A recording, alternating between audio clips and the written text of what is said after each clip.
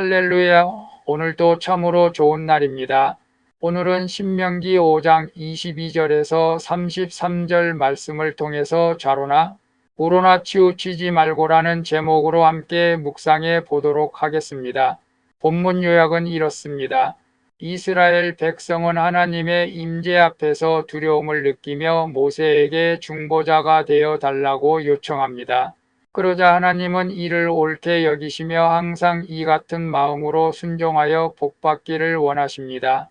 모세는 백성에게 좌로나 우로나 치우치지 말고 말씀대로 행하라고 말씀하시는 내용입니다.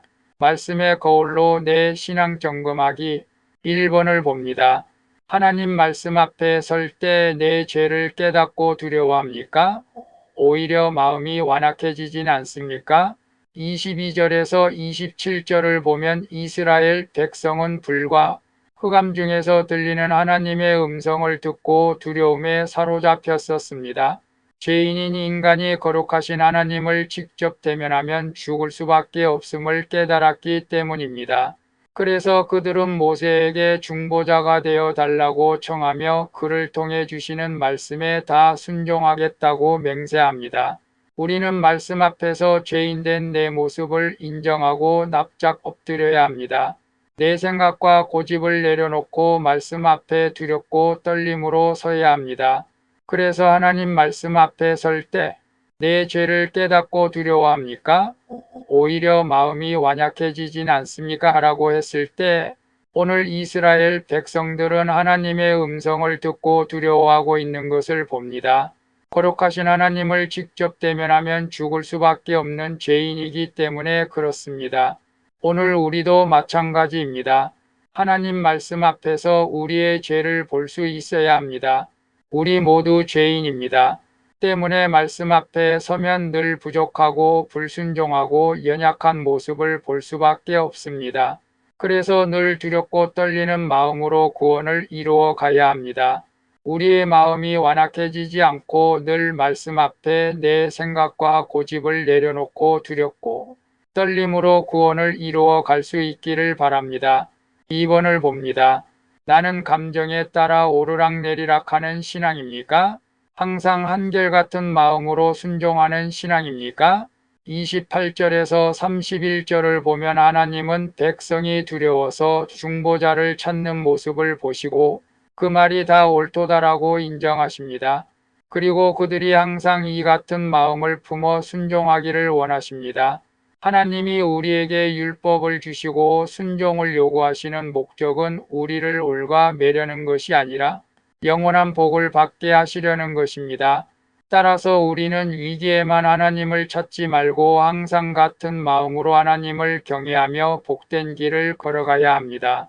그래서 나는 감정에 따라 오르락내리락 하는 신앙입니까? 항상 한결같은 마음으로 순종하는 신앙이니까 라고 했을 때 우리는 감정에 따라서 오르락내리락 할 때도 많았던 것 같습니다. 목사인 저도 그러는데 하물며 성도들이야 오죽하겠습니까? 그러나 오늘부터는 오르락내리락 하지 마시고 항상 한결같은 마음으로 말씀에 순종하는 신앙인이 되어질 수 있기를 바랍니다. 저 또한 마찬가지입니다.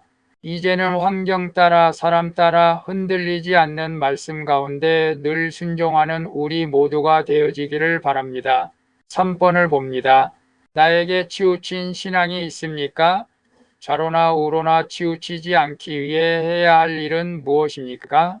32절에서 33절을 보면 모세는 하나님의 본심을 알기에 백성에게 좌로나 우로나 치우치지 말라고 권면합니다. 그리고 말씀을 우리 상황에 따라 적당히 타협하거나 내 생각대로 바꿀 수 있는 것이 아닙니다. 말씀은 우리 삶의 절대적인 기준입니다. 우리가 세상 유혹이나 현실의 어려움에도 흔들리지 않고 말씀의 길을 묵묵히 걸어갈 때 하나님은 생명과 복을 주시고 이 땅에서 나를 길게 하십니다. 순종은 하나님이 예배하신 풍성한 삶을 누리는 유일한 방법입니다. 그래서 나에게 치우친 신앙이 있습니까? 좌로나 우로나 치우치지 않기 위해 해야 할 일은 무엇입니까? 라고 했을 때 오늘 우리 한번 말씀 위에서 뒤돌아볼 수 있기를 바랍니다. 사람 때문에, 환경 때문에 신앙이 흔들린 적이 있습니까?